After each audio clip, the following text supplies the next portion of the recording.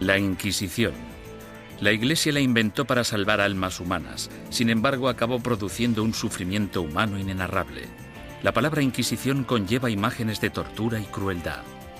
La tortura se utilizaba simplemente para sonsacar confesiones. Entre sus víctimas se incluyen Juana de Arco y Galileo, pero ¿sabemos realmente qué sucedió y por qué? Básicamente, todo lo que se ha afirmado sobre la Inquisición es erróneo por defecto. Y es erróneo porque nunca hubo acceso a la realidad que se escondía detrás de la Inquisición. La Inquisición. Ciudad del Vaticano, octubre de 1998. En una petición de examen de conciencia sin precedentes y en honor al año jubileo 2000, el Papa Juan Pablo II convoca a un tribunal especial de historiadores y académicos para celebrar un simposio sobre lo que él mismo denominó una fase tormentosa en la historia de la Iglesia, que hoy en día se conoce como la Inquisición. Para ayudar al tribunal en su investigación, el Papa anuncia la apertura pública de los archivos secretos de la Inquisición, unos archivos que habían estado fuera del alcance de los académicos durante casi 200 años. El pontífice, de 79 años de edad, se enfrenta así a una de las cuestiones más cruciales en su trayectoria. ¿Debería la Iglesia Católica pedir disculpas por los pecados cometidos durante la Inquisición? El tema es un polvorín de controversia, incluso entre los historiadores. Yo creo firmemente que esta disculpa era innecesaria, porque la Iglesia no fue responsable de la mayoría de las persecuciones que hemos tenido en el pasado europeo. La Iglesia sí tiene alguna responsabilidad desde un punto de vista histórico. Fuera lo que fuere lo que la Inquisición hizo mal, no se puede decir que no fuera responsabilidad del papado. Todos los académicos deben afrontar una cuestión central y perturbadora. ¿Cómo pudo una institución como la Iglesia convertirse en el instrumento a través del cual se destruyeron miles de vidas humanas durante 6 siglos? La primera respuesta implica comprender que nunca hubo una única y todopoderosa Inquisición, sino más bien instituciones independientes en España, Portugal e Italia. Lo que compartían era un oscuro y perpetuo miedo, el miedo a la herejía religiosa.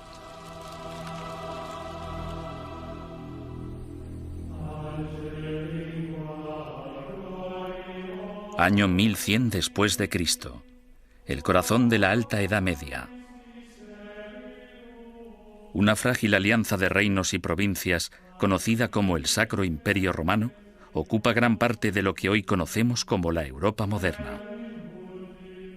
Tras la conversión del emperador Constantino al cristianismo y durante casi 800 años, la religión considerada antaño como una secta insurgente se convirtió en la única fe legal, penetrando en todos los niveles de la vida personal, social y política. El cristianismo latino-europeo simbolizaba no solo la fuerza civilizadora en un mundo bárbaro, sino también la promesa de la salvación después de la muerte. El clero y los ciudadanos vivían temerosos del duro juicio de Dios. Con todo, seguía habiendo disidentes que se atrevían a desafiar la sagrada doctrina cristiana.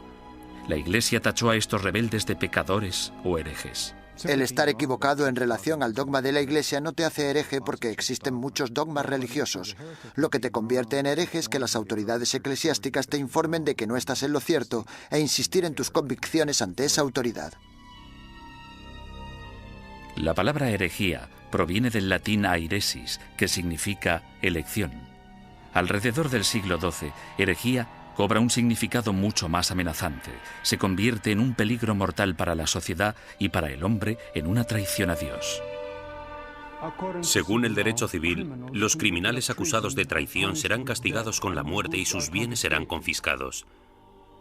¿Qué otro motivo es necesario para que aquellos que ofendieron a Jesús, Hijo del Señor, sean expulsados de la comunión cristiana y privados de sus bienes? Papa Inocencio III.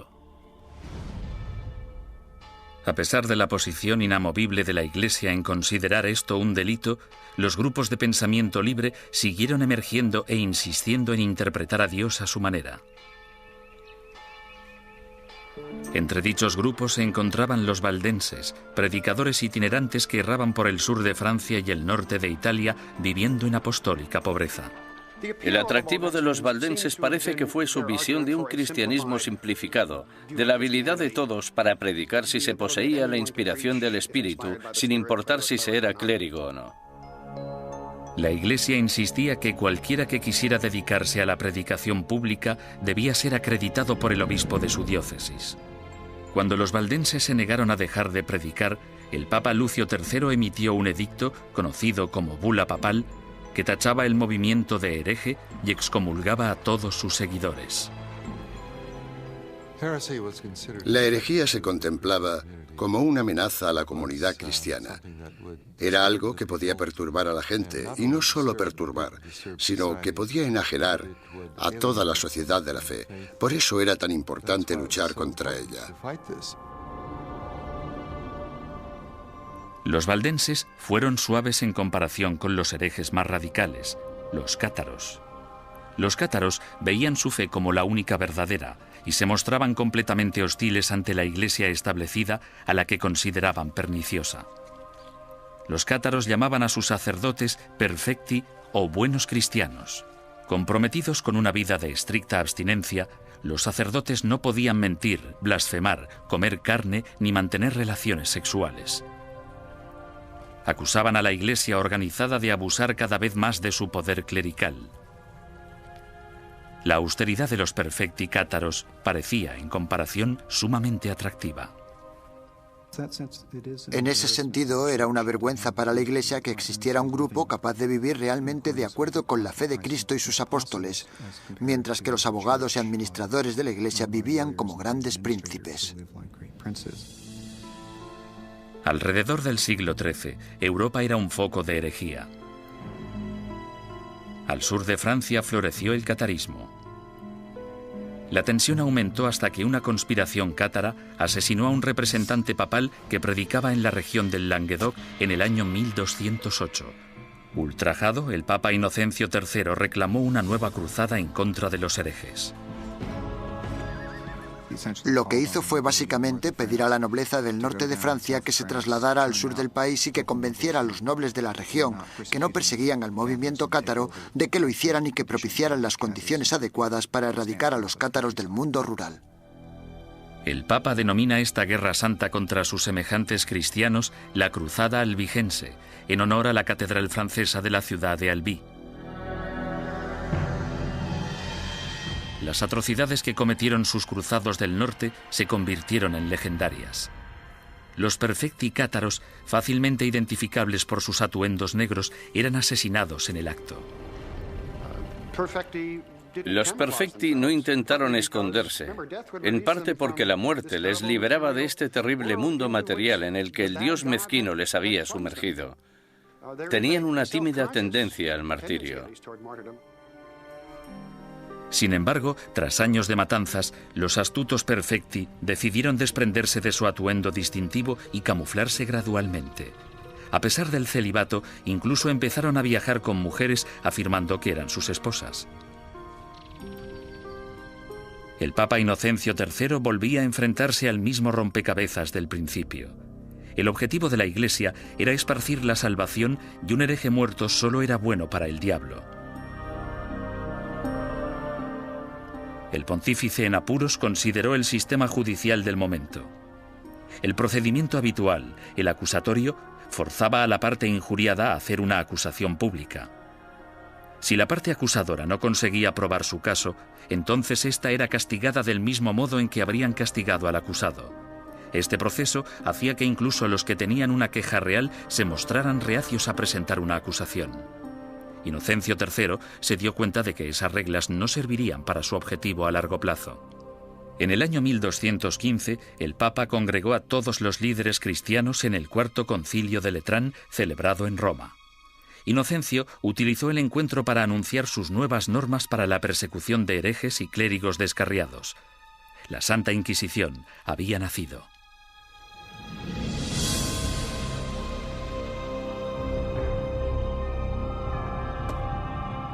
El sistema de la Inquisición suponía una innovación maravillosa y se asemejaba bastante al Tribunal Popular de nuestro sistema, que emite una causa probable y una acusación. No tenían que demostrar nada, solo necesitaban tener muy claro o tener suficientes indicios que sugirieran la culpabilidad del acusado. El proceso inquisitorial de Inocencio III daba la potestad al investigador de construir un caso completo, recogiendo a escondidas las opiniones de la gente de la comunidad. En 1231, el Papa Gregorio IX inicia un concurso público para el nombramiento de nuevos agentes especiales, llamados inquisidores de la depravación hereje. Es el amanecer de la Inquisición medieval, que empieza con una venganza. El objetivo de la Inquisición es acabar con la herejía, y acabar con la herejía significa acabar con los herejes.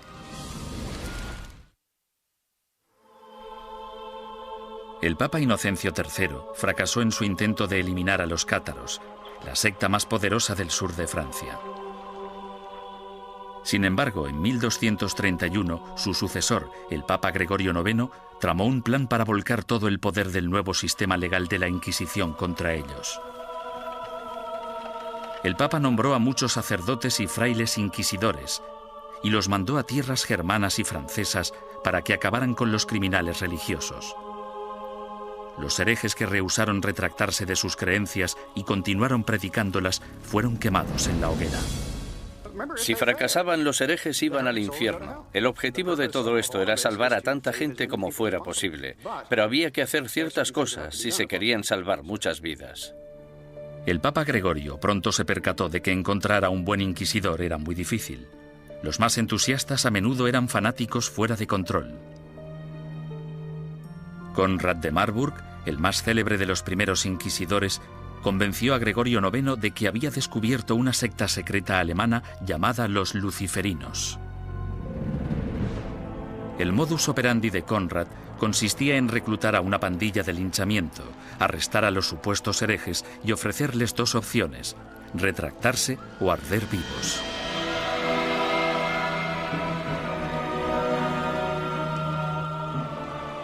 Los historiadores descubrirían más adelante que los luciferinos fueron pura ficción, una invención obsesiva que Conrad creó para impresionar al Papa. El inquisidor papal del norte de Francia no era mejor. Un cátaro convertido de nombre Robert Le Boucq acorralaba a grupos de supuestos herejes y celebraba estrepitosos juicios públicos. En un suceso devastador, 183 cátaros fueron interrogados, sentenciados y quemados vivos en un solo día. Tras años de protesta por parte de los obispos franceses, el Papa finalmente se dio cuenta de que Robert era un extremista peligroso, por lo que le retiró de su cargo y lo encarceló. Había que hacer algo, y tenía que haber alguien mejor para hacerlo que estos individuos, devotos, aunque extremadamente incompetentes y peligrosos. Este fue el momento en el que Gregorio IX se fijó en los dominicanos. Fundada por Santo Domingo en 1216, la Orden Dominicana estaba capacitada para realizar el trabajo de inquisidor. Educados como teólogos, los dominicanos estaban habituados a la vida en la calle y a predicar contra la herejía. A mediados del siglo XII, Gregorio IX ordenó a 4 docenas de inquisidores dominicanos que buscaran y procesaran a los cátaros, los valdenses y a los demás grupos herejes. El pontífice anunció de forma oficial a sus obispos la llegada de los inquisidores a los burgos y pueblos de Francia, Italia, Alemania y España. Ordenamos que se les reciba amablemente y que se les trate con honor, dándoles buenos consejos, ayuda y apoyo, de tal modo que puedan realizar la tarea que les ha sido encomendada. En esta carta, Gregorio IX pedía a sus obispos mucho más que simple hospitalidad. En su búsqueda de herejes, los inquisidores papales necesitaban confiar en información interna, rumores y otras habladurías recogidas gracias a una red informal de clérigos informadores que trabajaban como espías.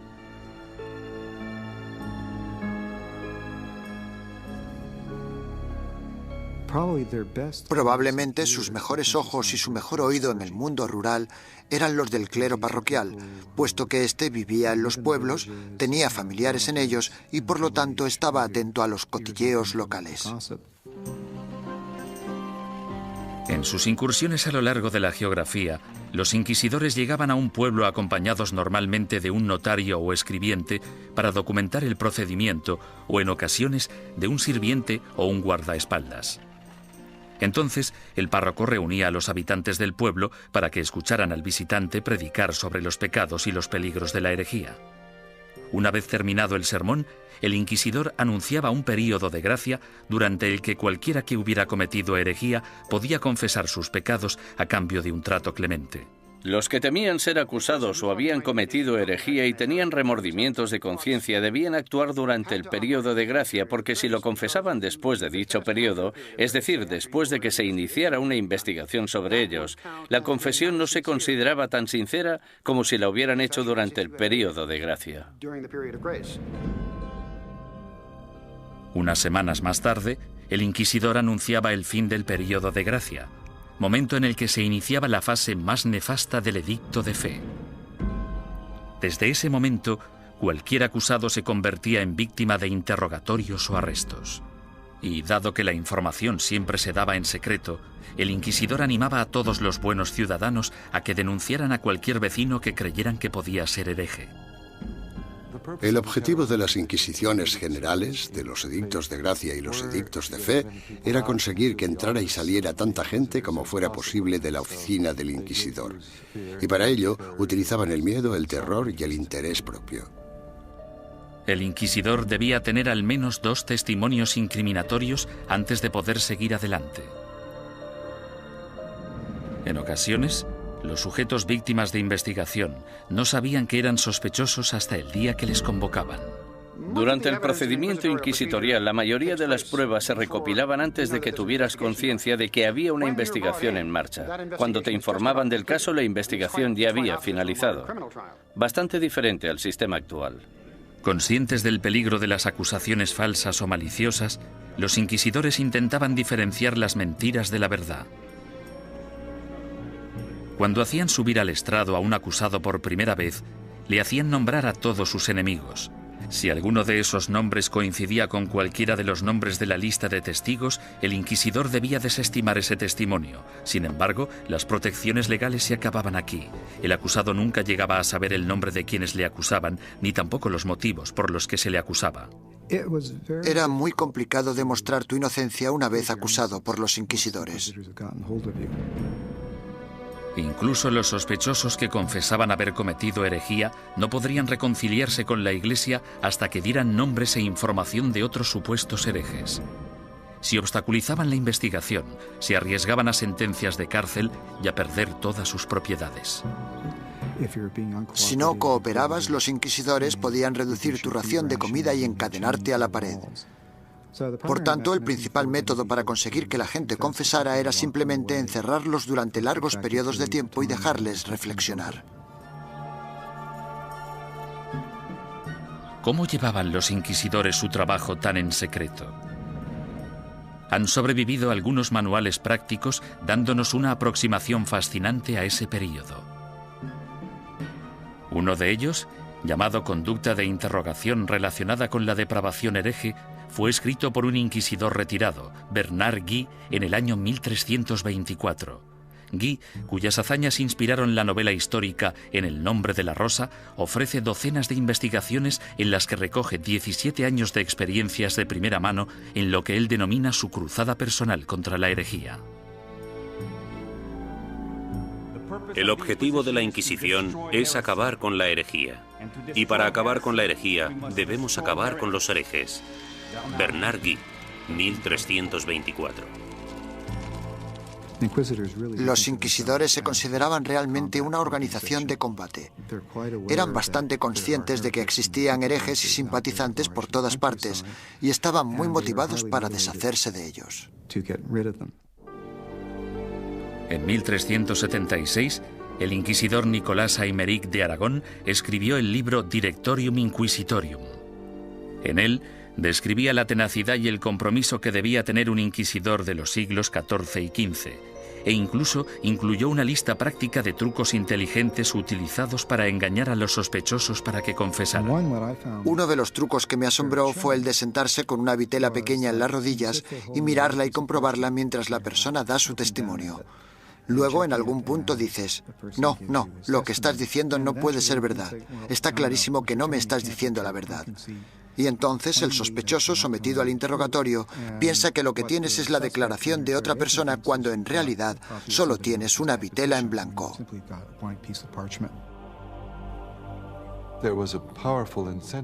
Los inquisidores estaban altamente motivados para llegar hasta la verdad como fuera. Y si era necesario, pisotear algunos derechos de los acusados, pues se hacía en nombre de la verdad. Existe otro aspecto espeluznante en el trabajo del inquisidor: la tortura. En la Edad Media se consideraba un método aceptable para la detección de mentiras siempre que hubiera razones suficientes para justificarla. En el siglo XX, cuando hablamos de tortura, pensamos en violencia física para obligar a la gente a decir la verdad. En aquel entonces, se trataba de un método para averiguar si el acusado estaba diciendo la verdad. Y este era el rol inicial de la tortura. Era un instrumento legal que entraba en juego en un momento dado del caso y bajo unas circunstancias muy específicas. Antes de 1252, la Iglesia prohibía a los inquisidores que utilizaran la tortura en sus investigaciones. Pero tras el asesinato del inquisidor Pedro Mártir en Lombardía a manos de los cátaros, el Papa Inocencio IV abrió la veda y dejó que métodos antiquísimos, en especial la tortura, entraran en la lucha contra la herejía. El oficial o párroco debe obtener de todos los herejes que capture una confesión mediante la tortura, pues de hecho son todos ladrones y asesinos de almas. Papa Inocencio IV. Por lo tanto, la tortura no fue algo inventado por los inquisidores. En este caso, solo seguían los dictámenes de la ley. La tortura se destinaba a dos tipos de prisioneros: los que se negaban a retractarse y los que parecían saber más de lo que contaban. Los inquisidores escogían la técnica de la tortura, pero dejaban el trabajo en manos de torturadores profesionales, expertos en causar dolor. Para empezar, debían describir la tortura a la persona. Luego debían mostrar los instrumentos de la tortura al acusado. Y tras dar 3 o 4 pasos como estos, el acusado sufría alguno de esos métodos de tortura. Sin embargo, dicho acusado podía decir en cualquier momento: ya he tenido suficiente. La estrapada era uno de los métodos de tortura más populares en la Edad Media y el Renacimiento. Las manos del acusado se le ataban a la espalda y a una cuerda que se colgaba de una viga en el techo. En algunas ocasiones se añadían pesos en los pies de la víctima. Una vez izado, se bajaba al prisionero y se le volvía a levantar de un tirón o se le sacudía violentamente. Los atornilladores de piernas o las prensas de espinillas eran instrumentos mecánicamente más sofisticados para causar dolor. Con cada vuelta de tornillo, más aguda se volvía la presión sobre las piernas del prisionero. En medio de toda esta mutilación se encontraba el notario del inquisidor, apuntando con esmero y fidelidad los acontecimientos de la sesión y listo para anotar la confesión tan pronto se produjera. El clero justificaba todo esto como un acto de benevolencia. Al fin y al cabo, si la tortura llevaba a la confesión, el injuriador podía finalmente reconciliarse con Dios y recibir la salvación. Si la confesión se realizaba durante la tortura, el proceso consistía en liberar al acusado de los instrumentos de tortura y permitir que se recuperara. Luego se le repetía la pregunta para comprobar si el acusado solo se había dejado llevar por el miedo al dolor o si realmente había dicho la verdad. Con todas esas técnicas a su disposición, no resulta sorprendente que los inquisidores fueran convincentes en casi un 90% de los casos. ¿Podía la herejía estar realmente tan extendida? ¿O eran los inquisidores los que utilizaban su poder para asustar a la gente y obligarles a hacer confesiones falsas? En mi opinión, uno de los mayores problemas a la hora de trabajar con los informes de la Inquisición es determinar hasta qué punto podemos creer nada de lo que está escrito en ellos, porque los inquisidores, si querían, podían hacer confesar casi todo a cualquiera. Aunque para los culpables de herejía, lo más temido era el día del juicio. No podías hacer nada para huir de ellos, porque estaban obligados a ejecutarte. Durante los siglos XIII y XIV, los inquisidores papales siguieron su camino por el sur de Europa, recogiendo acusaciones e investigaciones de herejes. Estos sacerdotes se veían como soldados de primera línea de Dios, en guerra por la salvación de las almas, pero dejaban atrás un campo de batalla repleto de bajas. La Inquisición asustaba a los ciudadanos y les obligaba a traicionar a sus amigos y vecinos, destruyendo familias y convirtiendo comunidades pacíficas en una fábrica de mentiras y sospechas.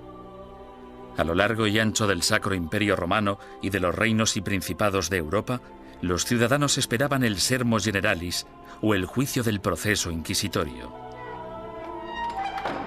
Los castigos o penitencias iban desde el azotamiento público al encarcelamiento o a los trabajos forzados. A menudo se obligaba a los convictos a llevar ropa distintiva para hacer pública su vergüenza. Lo habitual es que llevaran una cruz amarilla en sus ropas, una en la parte delantera y otra en la espalda, y tenían que llevarlas siempre que salieran a la calle. No podían ocultarlas con nada, y si se caían se suponía que debían reponerlas. Los que iban marcados con la cruz amarilla se convertían en parias de la comunidad, pero su destino era clemente comparado con las penitencias que sufrían los herejes reincidentes, es decir, los que se retractaban y luego volvían a sus viejas costumbres. Su castigo era la ejecución. El derecho canónico, sin embargo, prohibía a los miembros del clero participar en cualquier juicio de sangre, por lo que los inquisidores entregaban a los herejes condenados a las autoridades civiles.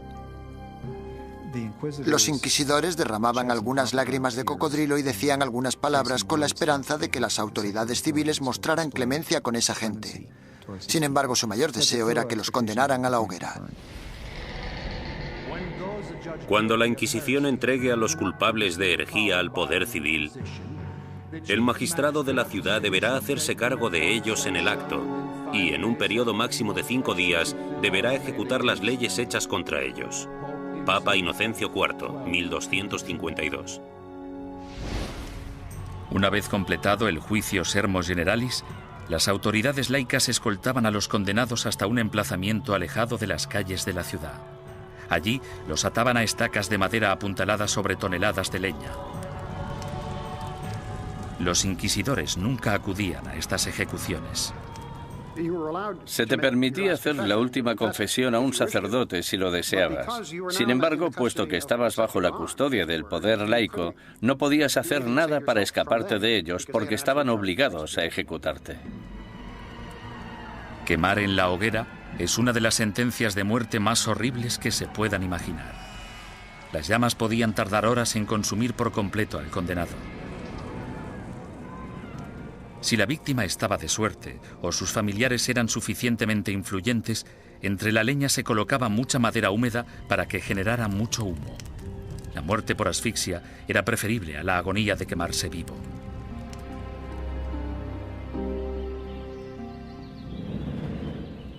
Ni siquiera la muerte podía liberarte de las garras de la Inquisición. En ocasiones, personas que habían muerto hacía años recibían acusaciones post-mortem y eran condenadas por herejía. Se saqueaban sus tumbas y se lanzaban sus restos a la hoguera. Desgraciadamente para la familia del fallecido, lo peor aún estaba por llegar. Las autoridades civiles confiscaban automáticamente todas las propiedades de los herejes fallecidos, dejando desvalidos a sus esposas e hijos sin importar su lealtad religiosa. La mañana siguiente a una ejecución a menudo atraía a los coleccionistas de reliquias, basureros que acudían con sacos a barrer las cenizas en busca de piezas de cadáveres. En la mayoría de los casos no se trataba ni de necrófagos ni de locos, Normalmente eran los que creían que aquellos que morían ejecutados eran mártires y merecían ser venerados. Mucha gente pensaba que los herejes eran buenos cristianos y los inquisidores gente malvada, por tanto podía darse un contraataque. El siglo XIV fue testigo del punto más álgido de la campaña de la Inquisición. Gracias a su inmenso poder, la Iglesia combatía la traición con la misma dureza incluso contra sus propios rangos. Cuando un grupo de franciscanos decidió desvincularse de la orden y llamarse a sí mismos franciscanos espirituales, el Papa Juan XXII les acusó de abandonar los ideales de su fundador, San Francisco de Asís, y ordenó a la Inquisición que acabara con ellos. Tras quemar en la hoguera a 4 líderes franciscanos espirituales en Marsella el año 1317, la mayoría de los rebeldes restantes volvieron a la orden original. Durante los 150 años de la Inquisición papal de Gregorio IX, los principales movimientos herejes, los cátaros y los valdenses, fueron virtualmente erradicados de la Europa occidental. Al reducirse el número de herejes, parecía que la Inquisición acabaría desapareciendo por completo. Sin embargo, el negocio de la cacería y el castigo de brujas resucitó el proceso con una venganza durante el siglo XIV. Se consideraba herejía, puesto que se creía que para conseguir poderes, el hechicero debía renunciar a Dios y a su bautismo. Es decir, que debía romper un contrato y rendir algún tipo de homenaje al diablo para poder conseguir esos poderes. El diablo nunca da nada a cambio de nada. La política corrompió los primeros casos de brujería. En 1307, Francia se encontraba casi en bancarrota tras una serie de fracasos bélicos. Su rey, Felipe el Hermoso, envidiaba las riquezas y las propiedades que poseían los caballeros templarios, una orden de poderosos monjes guerreros que se formó durante la primera cruzada a Tierra Santa. El rey Felipe los acusó falsamente de brujería, y durante los 7 años siguientes se torturaron y encarcelaron o quemaron en la hoguera a miles de templarios por toda Europa. Ningún historiador moderno cree que los templarios fueran objetivamente culpables de los cargos que se les imputaron: sodomía, adoración al diablo, herejía, etcétera, etcétera. En mi opinión, esto fue una verdadera manipulación cínica del proceso por parte de Felipe el Hermoso, y supone uno de los ejemplos más espeluznantes de hasta qué punto podían llegar a pervertirse los procedimientos inquisitoriales. Un siglo después, tras su triunfo sobre los ingleses en Orleans, Juana de Arco fue capturada y encarcelada por sus enemigos, que temían su creciente poder político. La entregaron al Tribunal Inquisitorial, organismo que utilizaron como instrumento en su contra. Los que acusaban a Juana defendían que las voces que ella consideraba su inspiración eran las voces del diablo y que sus premoniciones eran brujería. Juana fue condenada y murió en vehemente agonía. La nueva herejía de brujería diabólica parecía muy peligrosa tanto para la Inquisición como para las autoridades civiles y engendró el manual práctico más relevante e influyente de todos. Publicado en 1486, Malleus Maleficarum, o el martillo de las brujas, proporcionaba apoyo teológico, consejos legales y varias técnicas para acusar, torturar y sentenciar a las brujas. Se trata de un documento infame, puesto que crea la imagen arquetípica de la mujer bruja, además de ser una de las obras de todo el mundo literario que muestra más abiertamente su misoginia. Cuando una mujer piensa por sí misma, solo piensa en cosas malas. Como son más débiles de cuerpo y alma, no resulta sorprendente que puedan sucumbir al hechizo de la brujería. Toda brujería procede de la lujuria carnal que en las mujeres es insaciable. Malleus Maleficarum. La historia ha demostrado que uno de los autores de Malleus Maleficarum, un inquisidor de nombre Heinrich Kramer, tenía ciertos problemas para controlar su propia insaciable lujuria carnal. En el año 1485, Kramer fue acusado de llevar a cabo una inquisición en la región de Innsbruck, lo que ahora es Austria. Él mismo se buscó los problemas porque la mayoría de los interrogados eran mujeres y las preguntas tenían relación con sus actividades sexuales. Alarmado por la manifiesta obsesión sexual de Kramer, el obispo ordenó que destituyeran al inquisidor y que liberaran a todos sus prisioneros. 2 años más tarde apareció Malleus Maleficarum. Nació de la frustración de Kramer por la experiencia de Innsbruck y de la furiosa misoginia que sufría. Durante los siguientes 200 años, el Malleus Maleficarum se convirtió en un bestseller y llegó a ser publicado en 4 lenguas distintas. Estaba destinado a convertirse en la principal fuente de inspiración de los cazadores de brujas laicos, católicos y protestantes que aterrorizarían Europa y Norteamérica durante los siglos XVII y XVIII. Durante el siglo XV, sin una nueva política ni postura por parte del papado, la Inquisición empezó a desvanecerse poco a poco. Por lo general, los tribunales inquisitoriales se mantenían en activo solo si un inquisidor en particular quería seguir persiguiendo la herejía. Si no quería, no pasaba nada. Y así fue como los tribunales fueron perdiendo fuerza. Sin embargo, en España, la astucia política del rey y la devoción de la reina se apoderaron del proceso inquisitorio e hicieron que su aterrador poder recayera en su propia gente. El número de personas que se quemaban vivas en una misma hoguera era pasmoso, incluso para los estándares actuales.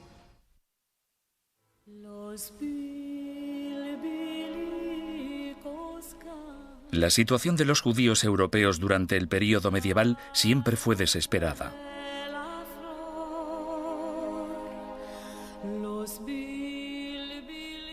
Expulsados de una nación tras otra, a partir del siglo IV, algunos finalmente se establecieron en España.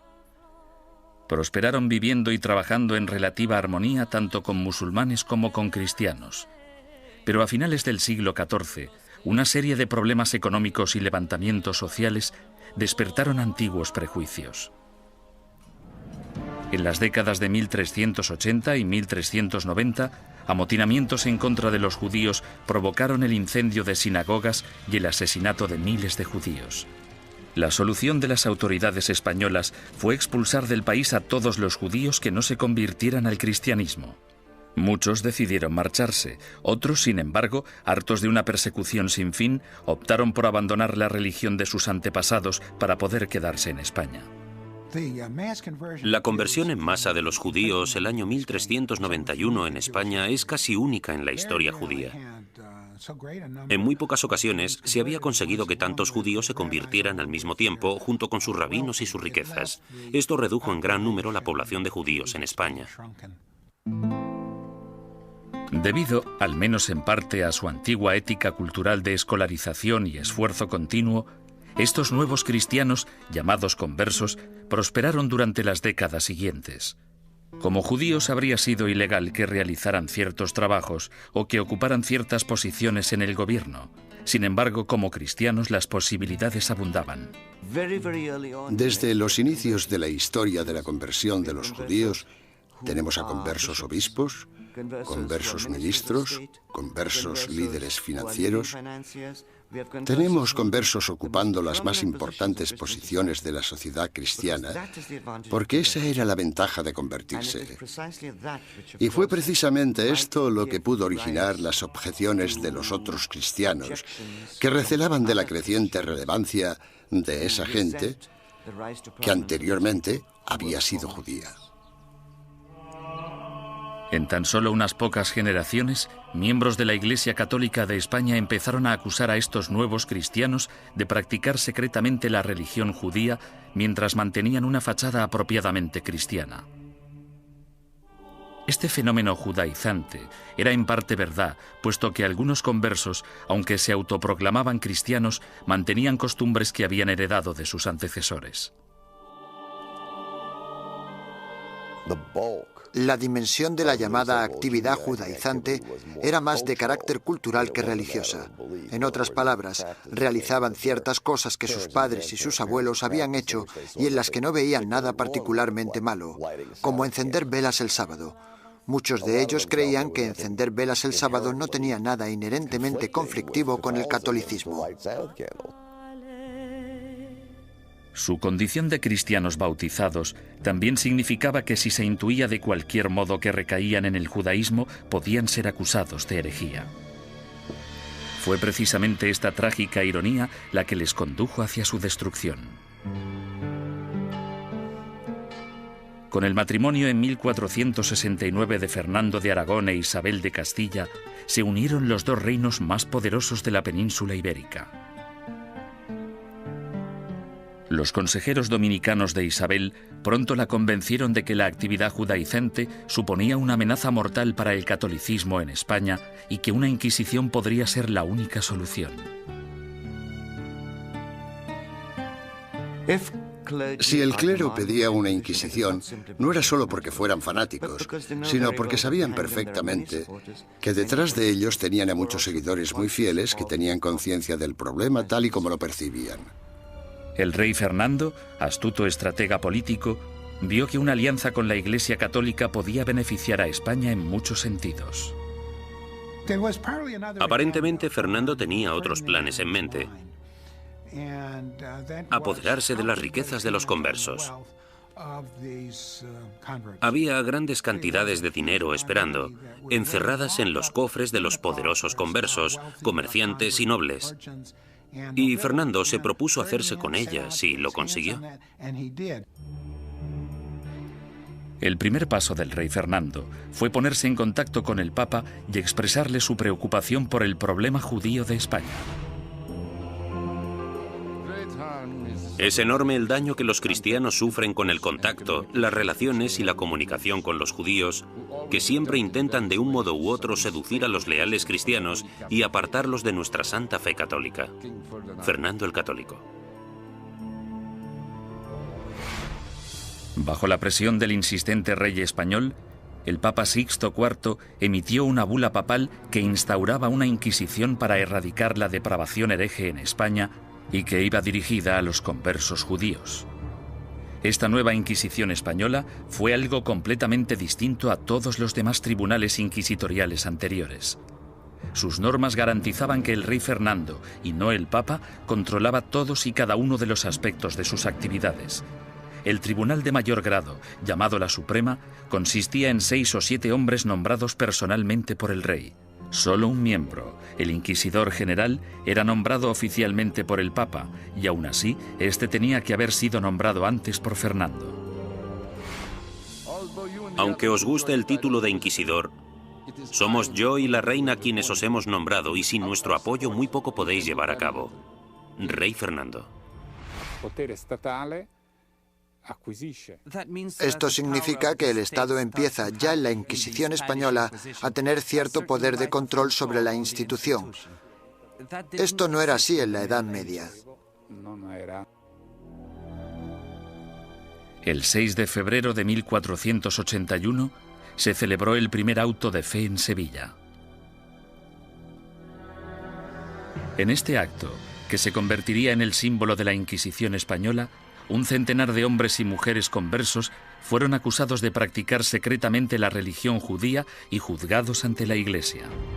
6 de ellos pagaron el más alto precio. Fueron quemados en la hoguera. En mitad del auto siempre se celebraba una ceremonia. Los dominicanos elegían a sus mejores oradores, los que tenían la voz más fuerte, y en ocasiones los sermones duraban media hora, 1, 2 horas. Los participantes eran despojados de toda dignidad. Se les afeitaba la cabeza, desnudaban a las mujeres y a los hombres, se afeitaba la barba a los hombres. En España, la virilidad de un hombre residía en su barba, por lo que afeitarla resultaba muy desagradable.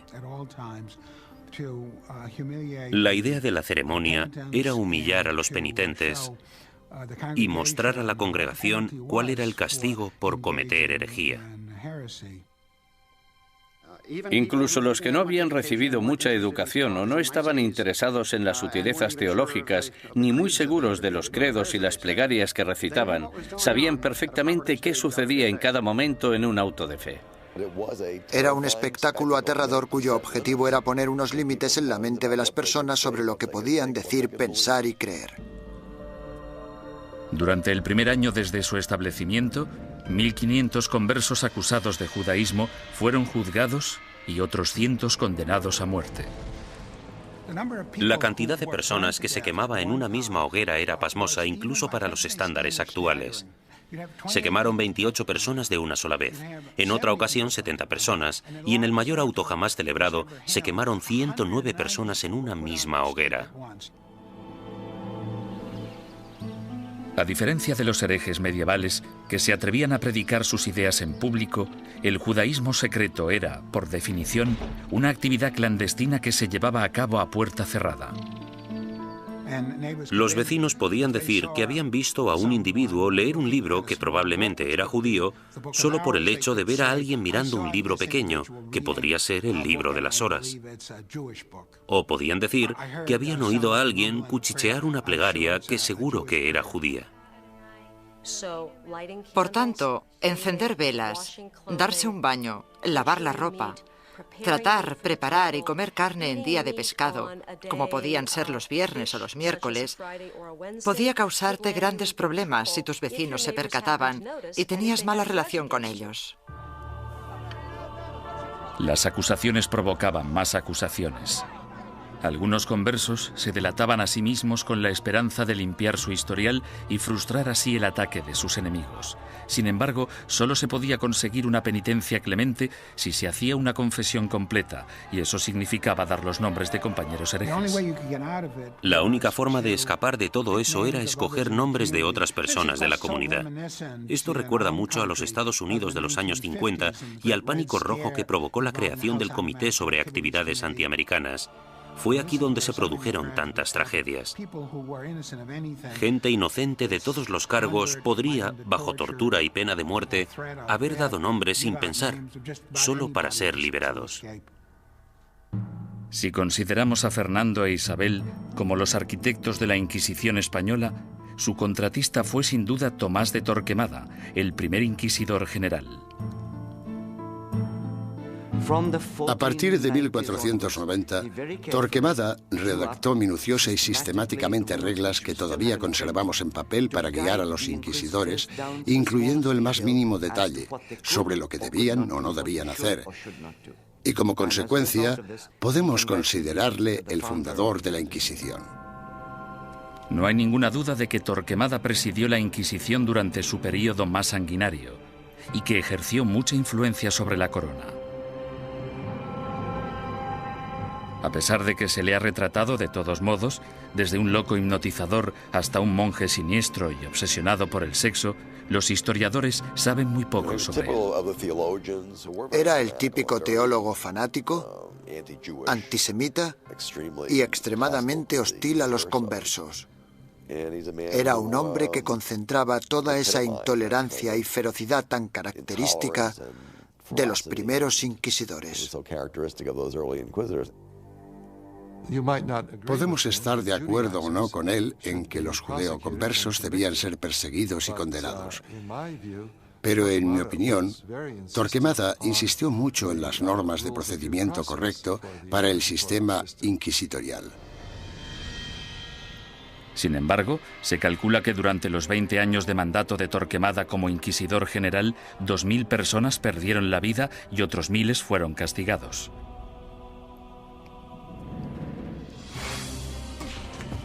A ello se le sumó un alocado complot de asesinato que selló el destino de los judeoconversos españoles y aseguró el papel de la Inquisición en España durante los siguientes 200 años. Los judíos no ganaban nada convirtiéndose. La situación social no cambió en ningún sentido. Solo podía empeorar para la gente de origen judío. 5 años después de su nacimiento, la Inquisición se encontraba en plena forma, ganándose a pulso su temible reputación. Los conversos españoles, los judíos convertidos al catolicismo, no podían acudir a ningún lado en busca de justicia. Tanto la Iglesia como las autoridades civiles seguían la misma lógica aplastante. Todos los conversos que rehuían la Inquisición eran, por defecto, culpables.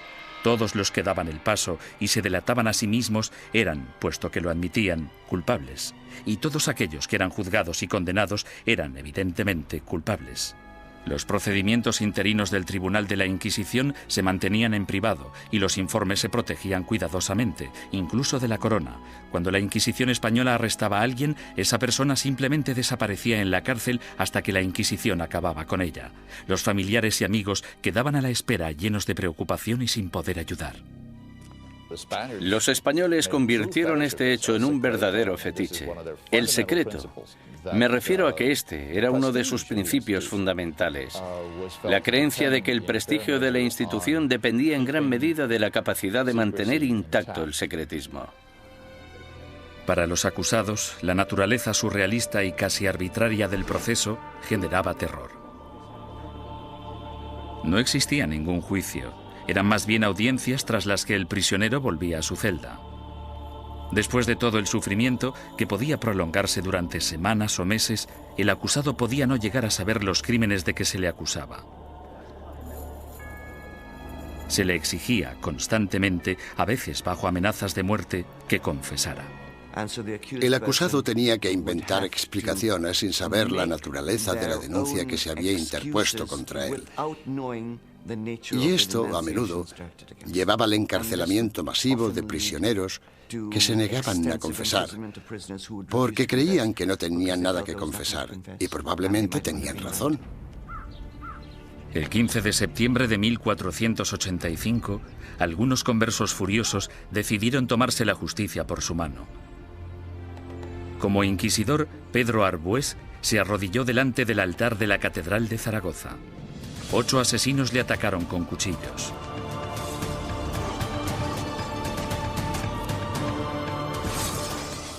Arbués murió al día siguiente, y con él la esperanza de todos los conversos españoles, pues el desdichado complot hizo que los judíos perdieran la simpatía pública para siempre y garantizó a la Inquisición un lugar en la sociedad española durante las generaciones venideras.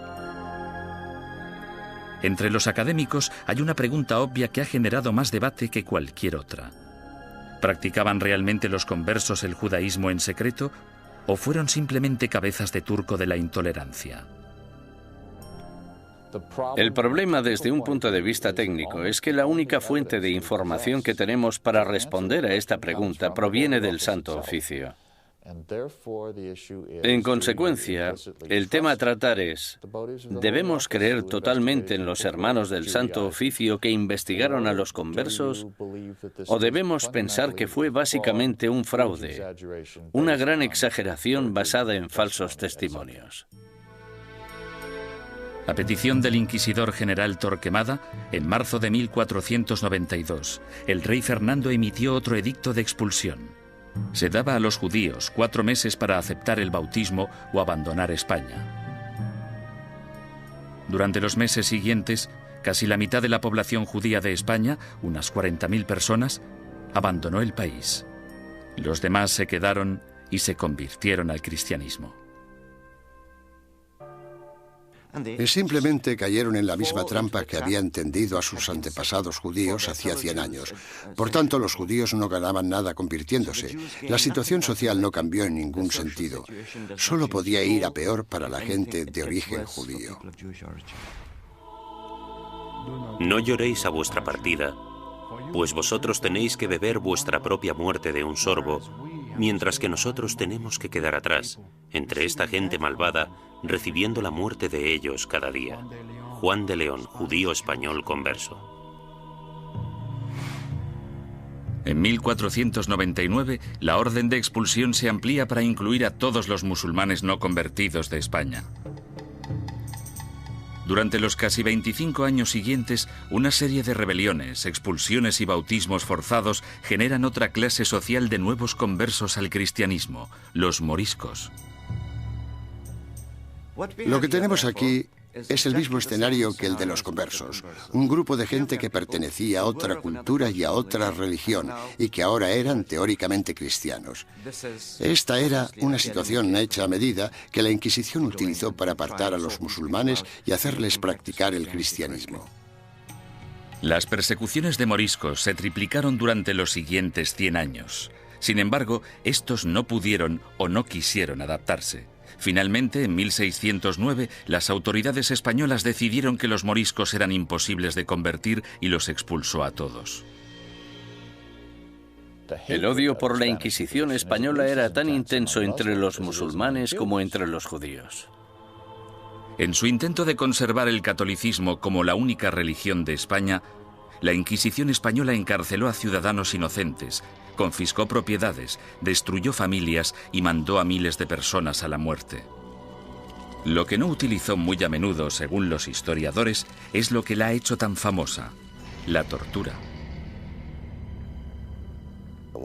Una de las cosas que se han podido afirmar con seguridad gracias al reciente estudio de la Inquisición es que la tortura se utilizó en muy pocas ocasiones en dicha institución. La tortura se utilizaba única y exclusivamente para sonsacar la confesión, y una vez se había conseguido, la tortura cesaba. Los inquisidores se enfurecían si sus subordinados torturaban a individuos demasiado viejos, demasiado enfermos, leprosos o supuestos enfermos mentales. Tampoco querían que se torturara a niños. Pero no importa la poca frecuencia de uso, la Inquisición tenía reglas concisas sobre cómo ejercer la tortura. A los prisioneros, ya fueran mujeres u hombres, se les desnudaba. Solo se les cubría sus partes íntimas. No todo el clero de entonces practicaba el celibato, y todos los que lo practicaban no eran capaces de contemplar una escena de estas características una y otra vez sin sentir el más mínimo arrebato de sadismo o satisfacción sexual. Decir que esto podía prolongarse durante siglos es no comprender en absoluto la naturaleza de la sexualidad humana. La garrucha, versión modernizada de la estrapada medieval, se convirtió en el método de tortura más común. El potro, probablemente el instrumento de tortura más famoso de todos, también era muy efectivo, aunque tenía algunos inconvenientes. Su uso no podía prolongarse porque una de las reglas vitales de la tortura era que la Inquisición no podía derramar sangre. Si se vertía una gota de sangre, la tortura debía suspenderse. La toca, o tortura con agua, se convirtió en la favorita de los inquisidores españoles.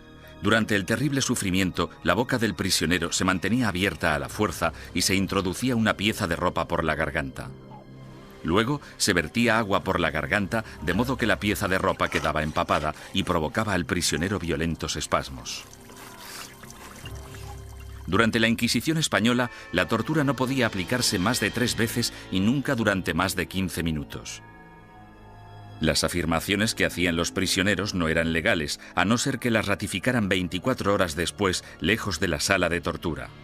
Hubo inquisidores que rompieron las reglas, aunque lo hicieron por ignorancia, más que por malicia. El buen juez debe hacer caso omiso de los gritos, lloros, suspiros, temblores o del dolor del acusado. Y toda tortura debe realizarse con tal cuidado que el acusado no se vuelva loco, ni quede herido, lesionado ni indebidamente angustiado. J. Damunder, testigo ocular de las torturas. Se les pedía que siguieran las normas del libro, eso era todo. Yo no he encontrado, sinceramente, demasiados indicios de que se rompieran dichas normas. Me refiero a que tal vez estaban más dispuestos a seguir los procedimientos que los policías de hoy en día. La Inquisición española realizó algunas innovaciones en el área del castigo. La cruz amarilla que llevaban los herejes medievales en sus vestimentas evolucionó hasta un atuendo llamado San Benito. Estas ropas debían vestirse en el juicio conocido como el auto de fe o acto de fe, y luego por encima de la ropa de calle mientras durara la penitencia. La gente que iba por la calle era objetivo de todo tipo de comentarios sarcásticos. Los niños les tiraban piedras, todo esto hacía muy difícil poder ganarse la vida. Ni tan siquiera la muerte liberaba al hereje de la vergüenza. El hábito con el que se enterraba al difunto se colgaba en la parroquia del lugar para recordar a todo el mundo en la ciudad que esa persona y su familia estaban relacionados con la herejía. Muerte y humillación no eran los únicos escollos de la Inquisición. Uno de sus castigos más temidos era convertirse en esclavo en las galeras españolas. Se cree que este castigo fue invención del mismísimo rey Fernando. No tenía nada que ver con la religión, la herejía ni cualquier otra cosa. Pero el rey Fernando se percató de que mucha de esta gente estaba siendo castigada con penas del todo inútiles y pensó, buena idea, ¿por qué no utilizamos a esta gente? Porque yo necesito remeros en mis barcos. Después de la muerte, ser enviado a las galeras era el castigo de la Inquisición española más temido. No puedo imaginarme nada peor que ser esclavo en las galeras. Yo casi preferiría que me quemaran. Al menos acabaría rápido. Durante la expulsión del año 1492, miles de judíos cruzaron la frontera con Portugal, engrosando allí la población judía y reanimando viejas tensiones raciales. A causa de los alborotos resultantes, los judíos portugueses fueron obligados a convertirse al cristianismo y en 1532 el rey Juan III insistió en que Portugal tuviera su propia Inquisición. Durante 10 años, los ricos conversos portugueses utilizaron todas las formas de persuasión posible, incluyendo enormes sobornos, para convencer al Papa de que no instaurara una Inquisición en su nuevo santuario. Muchos conversos españoles se fueron a Portugal y de hecho pronto superaron en número a la comunidad portuguesa. Dichos conversos creían que en Portugal estarían a salvo hasta que, evidentemente, los portugueses instauraron su propia Inquisición y todo cambió. La Inquisición portuguesa se puso a trabajar de inmediato con los sospechosos de siempre. Entre 1547 y 1580 se celebraron 34 autos de fe en Portugal con casi 2000 penitentes y 169 ejecuciones. Las persecuciones fueron tan letales que los conversos, la mayoría de los cuales apenas habían emigrado a Portugal desde España, decidieron volver a su tierra natal y enfrentarse a lo que parecía el mal menor de las dos malvadas instituciones. Tras la conquista militar española del Imperio Azteca en 1521 por Hernán Cortés, los conversos portugueses y españoles pronto emigraron a las Américas en busca de un nuevo comienzo. Pero la Inquisición española les siguió de cerca e inició investigaciones en la recién fundada Ciudad de México.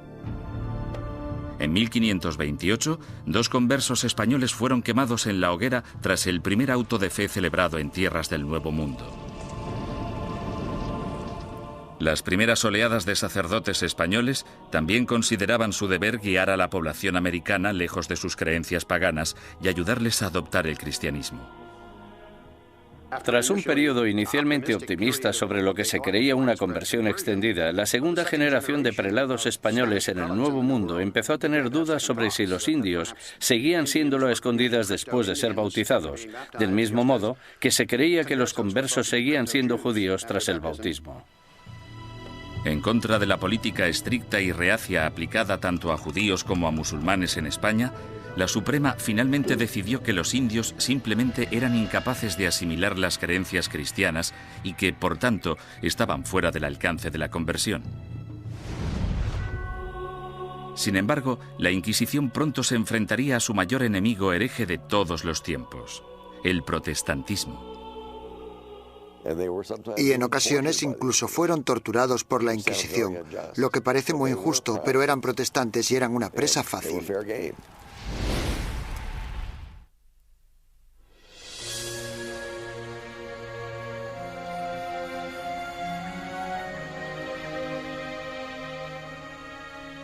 Al mismo tiempo que las inquisiciones española y portuguesa remataban su azote contra los musulmanes y los judíos herejes, otra amenaza apareció en escena.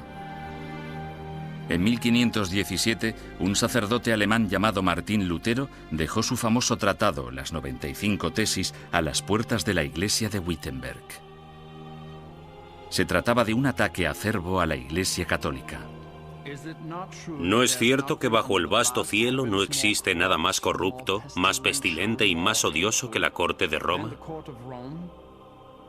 La que una vez tuvo las llaves del cielo, ahora es una especie de boca abierta hacia el infierno. Martín Lutero. La carismática protesta de Lutero evolucionó hasta convertirse en una auténtica revolución religiosa. El movimiento de la Reforma sacudió a toda Europa. Alrededor del año 1550, las coronas de Dinamarca, Noruega, Suecia y Finlandia ya se habían acogido a la nueva religión llamada protestantismo. El Papa estaba furioso. La forma en la que se contemplaba desde Estados Unidos la amenaza soviética de los años 50 y 60 sería muy parecida a la forma en la que Roma en aquel entonces contemplaba la amenaza protestante. Con sus ajetreados puertos y su extensa red europea de comercio, era solo cuestión de tiempo que las ideas protestantes empezaran a viajar hacia la España católica.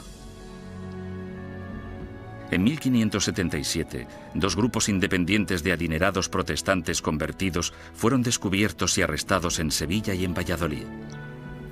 Estos arrestos de finales de 1550 fueron terribles para la administración inquisitorial y para el gobierno real, puesto que muchos de los sospechosos ocupaban altos cargos en la burocracia gubernamental.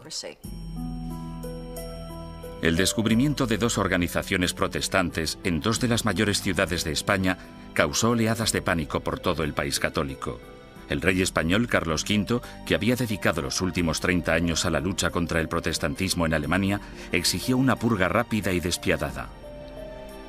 Su aliado en Roma, el Papa Pablo IV, volcó todo el poder de la Iglesia en el ataque contra el protestantismo y emitió una bula papal sin precedentes en la que permitía a la Santa Oficina Española ejecutar a los ofensores que cometían un crimen por primera vez e incluso a los que se arrepentían. Según mis conocimientos, esta es la única vez en toda la historia de las Inquisiciones española, romana o portuguesa en que los acusados, que por primera vez admitían estar arrepentidos de sus errores doctrinales, eran igualmente condenados a muerte. La fiebre del antiprotestantismo llegó a todas las grandes ciudades de España. Fueron quemados en la hoguera sacerdotes, monjas, soldados ingleses e incluso 3 niños que murieron junto con sus madres.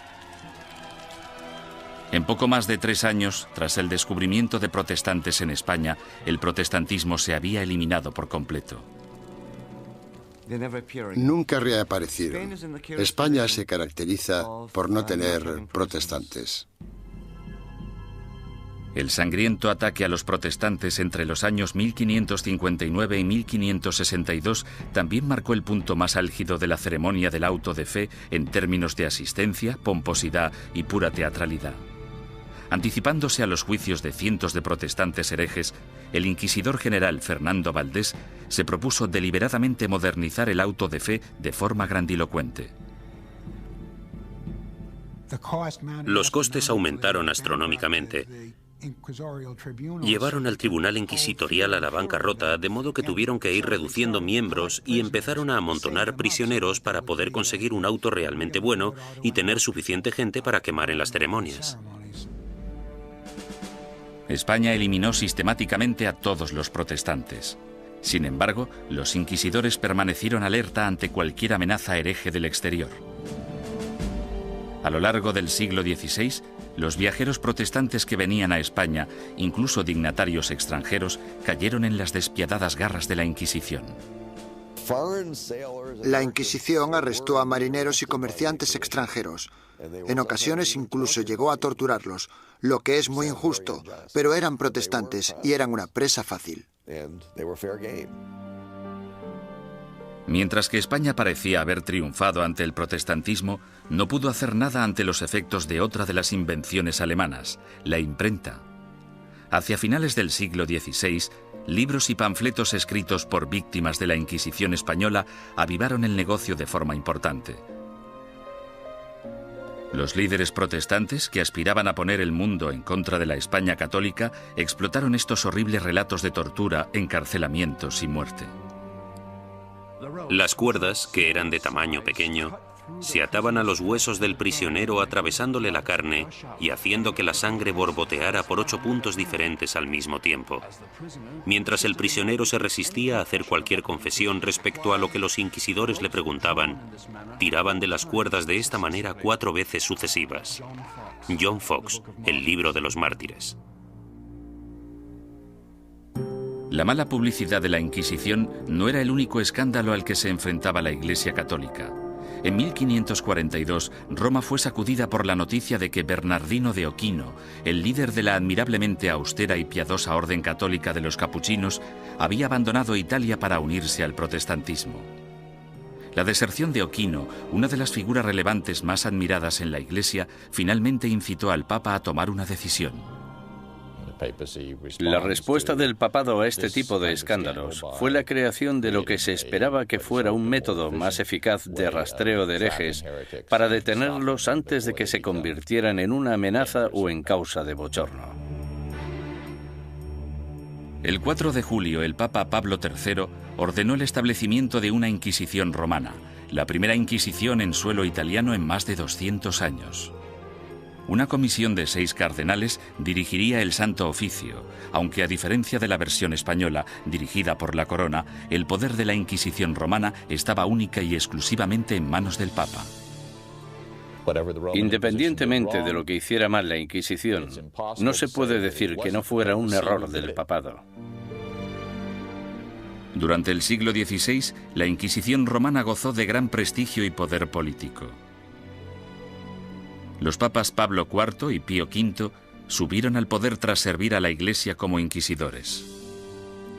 A pesar de sus sangrientos mandatos, en términos de número de protestantes ejecutados, estudios recientes muestran que la Inquisición romana fue pionera en reformas judiciales que serían las predecesoras del sistema legal actual. Los prisioneros de la Inquisición romana podían disponer de un abogado e incluso reunir testigos que testificaran a su favor. 300 años antes de que se inventara la figura del abogado de oficio, la Inquisición romana ya proporcionaba abogados gratuitos a los indigentes acusados. Como mínimo, la Inquisición escuchaba o pretendía escuchar las explicaciones del acusado de un modo que los demás sistemas judiciales no contemplaban. La justicia civil era en muchos sentidos peor que la del Santo Oficio. Torturaban a los acusados más despiadadamente, los condenaban con más rapidez. Los acusados no morían a causa de la tortura en el sistema inquisitorial, sí en cambio en los tribunales civiles. Sin embargo, la Inquisición romana se volvió en contra de algunos de los mayores pensadores del Renacimiento. Estaban muy preocupados por el tema de las escrituras y parecía que Galileo las cuestionaba basándose en cuestiones muy controvertidas en aquel entonces. El ataque de la Inquisición romana contra el protestantismo supuso mucho más que arrestos, castigos y ejecuciones. En 1559, el Vaticano publicó su Índice de Libros Prohibidos, en el que listaba cientos de libros y autores considerados peligrosos para la fe y la moral de los buenos católicos. Cualquier ciudadano que poseyera uno de estos libros prohibidos podía ser arrestado. Algunos autores encontraron sus libros listados en este índice simplemente porque una o dos frases sueltas se habían considerado erróneas. Sir Thomas More, político inglés que irónicamente fue decapitado por su lealtad a la religión católica, también fue considerado un autor prohibido. En relación a ciertos pasajes de sus libros, el índice decía: podéis leer este libro, pero debéis saltaros este pasaje. Es cierto que mucha gente famosa aparecía en este índice y, por tanto, estaban prohibidos. Los historiadores cuestionan si dichos índices tuvieron algún impacto real. Hay literalmente miles de títulos en cada índice, y aparte de un grupo de inquisidores y de obispos, pocos sabían exactamente qué estaba prohibido. Con mis investigaciones he podido demostrar que en Cataluña, por ejemplo, nadie hacía caso al índice. A lo largo de todo el siglo XVI, las librerías de Barcelona vendieron públicamente libros que aparecían en el índice de libros prohibidos. Simplemente fingían no conocerlo. Como instrumento de censura, el índice de libros prohibidos resultó ser algo de mucho ruido y pocas nueces. Sin embargo, no hay ninguna duda de que la Inquisición romana tuvo un efecto represivo sobre las ideas intelectuales y científicas y que destruyó las vidas y los legados de algunos de los mayores pensadores del Renacimiento. Giordano Bruno fue uno de los genios más excéntricos del siglo XVI. Medio filósofo, medio loco, su visión del cosmos, considerada inverosímil en su época, de hecho se anticipó a la concepción actual del sistema solar. Bruno era un visionario. Se consideraba casi una segunda reencarnación de Cristo, aunque de hecho tenía sus dudas sobre la divinidad de Dios, pensamiento por el que fue acusado. El tratado más famoso de Bruno, publicado en 1584, pronto le hizo merecedor de aparecer en el Índice romano. De título Sobre el universo infinito y los planetas, es una mezcla extravagante de misticismo y astronomía de Copérnico. Bruno lanzó la teoría de que existe vida inteligente en otros planetas situados más allá de las estrellas. Enseñaba que la unificación de todas las religiones, incluidas el Islam y el judaísmo, era la única salvación de la humanidad. Estas creencias herejes provocaron aversión tanto entre los católicos como entre los protestantes. En un periodo de tensión religiosa, las personas como Bruno representaban una amenaza enorme porque en realidad parecían desechar casi todos los pilares básicos del cristianismo. Durante 15 años, Bruno evitó cautelosamente la Inquisición romana, manteniéndose alejado de Italia. Sin embargo, en 1591, un rico mecenas le convenció para viajar hasta Venecia y una vez allí le traicionó denunciándole ante el Santo Oficio. El encarcelamiento y el juicio de Bruno duraron 7 años, durante los que el tribunal romano llegó prácticamente a implorarle que abandonara sus creencias herejes. Él se negó. Habría sido como repudiar toda su vida. En mi opinión, para un hombre como Bruno, que estaba completamente convencido de sus propios poderes, habría sido casi imposible actuar de otro modo. Tal vez vuestro miedo a juzgarme sea mayor que mi miedo a ser juzgado. Giordano Bruno. La obstinación de Bruno enfureció tanto al Papa Clemente VIII que él mismo le condenó a muerte. El 8 de febrero de 1600, Bruno fue conducido al campo dei Fiori, en pleno corazón de Roma, y fue quemado vivo. En la actualidad, una estatua en su honor, erigida en el año 1829, marca el lugar de los hechos. Otro intelectual renacentista, Galileo Galilei, también desató la ira de la Inquisición. Cuando construyó el primero de sus famosos telescopios en el año 1609, Galileo ya era un físico y profesor de matemáticas de fama mundial. En 1613 publicó 2 libros más, Mensajero Celestial y Manchas Solares, en los que defendía la teoría de Copérnico, según la cual la Tierra no solo gira sobre sí misma, sino que además da una vuelta anual alrededor del Sol. Oficiales ultrajados de la Inquisición denunciaron las creencias de Galileo y citaron numerosos pasajes de las Santas Escrituras que describen la Tierra como centro estático del universo. A los cardenales no les preocupaba demasiado qué era lo que giraba alrededor de qué. Les preocupaba mucho el tema de las escrituras, y Galileo parece que las cuestionaba con ideas muy controvertidas para la época. Sin embargo, Galileo vuelve a cuestionar a la Iglesia y toma una decisión asombrosa. Durante años ha habido un debate tremendo, sobre todo durante el último siglo, sobre qué debería haber hecho Galileo. En 1616, Galileo evitó ser juzgado y castigado por la Inquisición romana cuando aceptó dejar de enseñar sus rompedoras teorías planetarias. Con todo, 16 años después, alentado por el hecho de que su viejo amigo y admirador, el cardenal Barberini, se convirtió en el Papa Urbano VIII, el célebre científico publicó un nuevo manifiesto en el que reforzaba sus antiguas ideas. En esta ocasión, Galileo no calculó bien sus pasos, pues no solo produjo pánico en la Inquisición, sino que también provocó la ira de su antiguo aliado, el Papa. En mi opinión fue ese factor, la aversión personal, la oposición personal del Papa, lo que en gran parte hizo que el Santo Oficio procediera como lo hizo. Tenía una gran influencia. Galileo fue acusado de herejía. En enero de 1633, tras redactar sus últimas voluntades y su testamento, el astrónomo de 68 años viajó a Roma para enfrentarse a la Inquisición. Le hicieron todo tipo de preguntas. ¿Cómo escribiste un libro como este? ¿Por qué? ¿No defiendes en él una visión que ha sido tachada de contraria a las Escrituras? Galileo siguió manteniendo su inocencia, lo que probablemente no fue una buena estrategia dadas las circunstancias del juicio. Tras 3 meses de interrogatorio por parte de la Inquisición, en los que le amenazaron con torturarle, llegaron a un acuerdo. A cambio de retirar las acusaciones más graves, Galileo admitiría haber cometido un error y se declararía culpable de la ofensa menor que suponía haber defendido públicamente el copernicismo. El 21 de junio de 1632, en una ceremonia pública celebrada en Roma, pronunciaron la sentencia de Galileo y éste se retractó de sus creencias científicas. Con un corazón honesto y una fe sincera, yo renuncio, maldigo y repudio los errores y las herejías mencionadas. Galileo Galilei. Durante años ha habido un debate tremendo, sobre todo durante el último siglo, sobre qué debería haber hecho Galileo. Es importante recordar que si se hubiera negado a renunciar, si no hubiera aceptado la oferta, si hubiera dicho no, sigo creyendo en el sistema de Copérnico, podrían haberle ejecutado. Es bastante sencillo decir 200 años después no.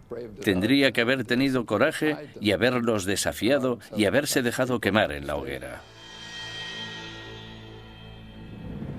Después de haberse retractado, el Papa sentenció a Galileo a un castigo sin precedentes, volver a Venecia y permanecer bajo arresto domiciliario por el resto de su vida. El viejo científico murió silenciosamente 9 años después, a los 77 años. La leyenda afirma, sin embargo, que justo después de pronunciar su promesa forzada, Galileo susurró a un amigo: La Tierra se mueve a pesar de todo. En 1992, el Papa Juan Pablo II anunció oficialmente que la Iglesia se equivocó en 1633 al acusar al padre de la ciencia moderna de hereje. Es una lástima que no le escucharan, que no hubiera ningún teólogo en aquel momento capaz de entenderle.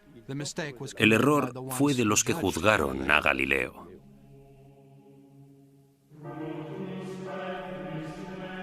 Los siglos XVII y XVIII fueron un período de declive para todas las inquisiciones.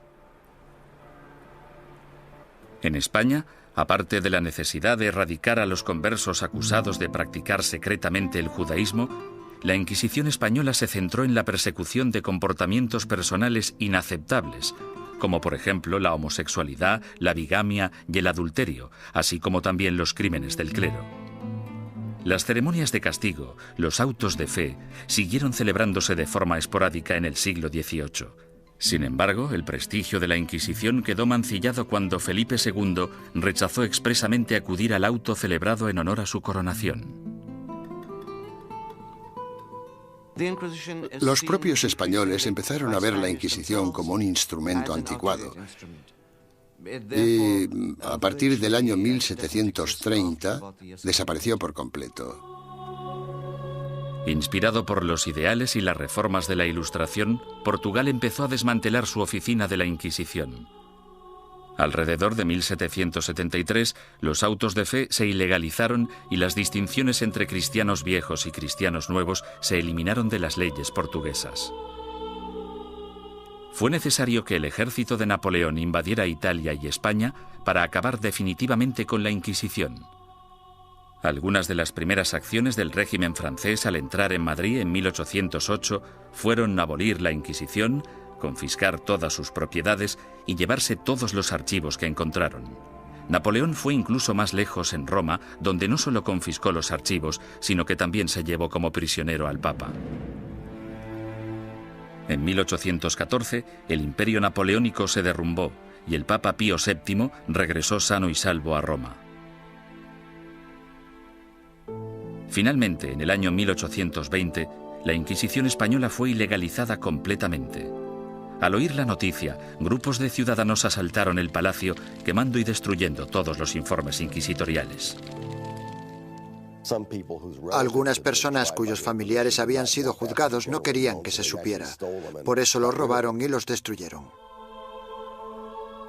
A pesar de la aplastante realidad, el papado se negó a admitir que el final de la Inquisición era inevitable. La Inquisición romana continuó ejerciendo teóricamente, no en la práctica, durante los siguientes 150 años. En 1965, el Papa Pablo VI reorganizó el Santo Oficio llamándole la Congregación para la Doctrina de la Fe. Todavía existe en la actualidad, aunque solo interviene como consejera en asuntos eclesiásticos. No realiza investigaciones ni impone la doctrina de la Iglesia.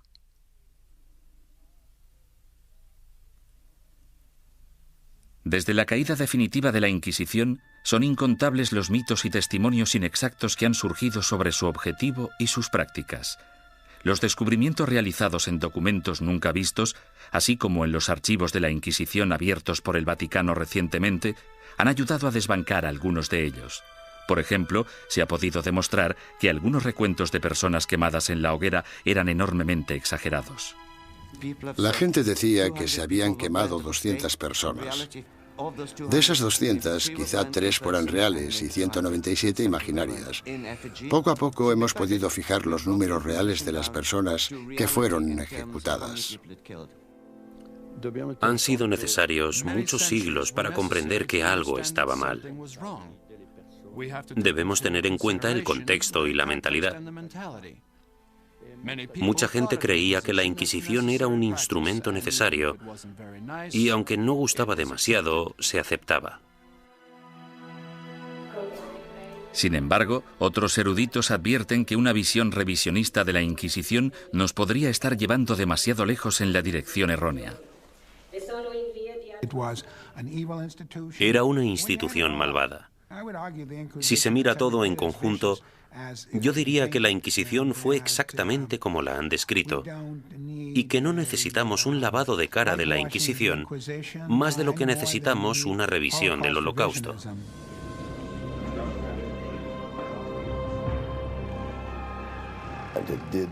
Torturó a gente, impuso fuertes castigos, quemó a personas. Había teólogos fanáticos en las Inquisiciones, había antisemitas en las Inquisiciones. Todo esto es innegable. Hay un hecho que la historia no puede negar. A pesar de que la Inquisición se concibió para el bien de la humanidad, acabó causando un dolor y un sufrimiento humano inenarrables.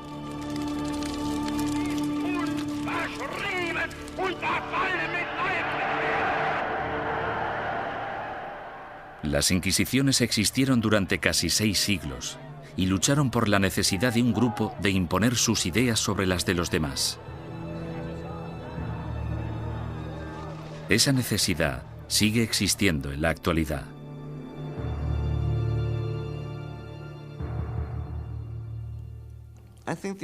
Creo que la lección que debemos aprender de la Inquisición es que no debemos verla como algo único. Es un fenómeno recurrente que se ha dado a lo largo de la historia en todos los países, porque es un fenómeno natural.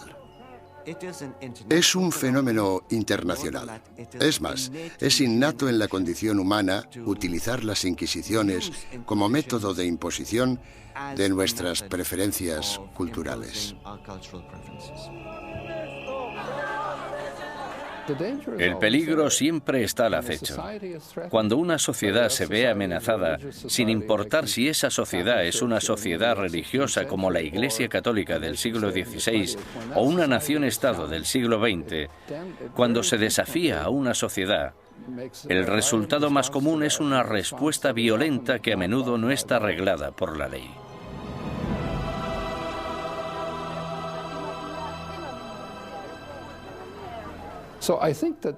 Por lo tanto, creo que esta reacción ante la amenaza es tan antigua como la humanidad y, sin duda alguna, perdurará en el futuro.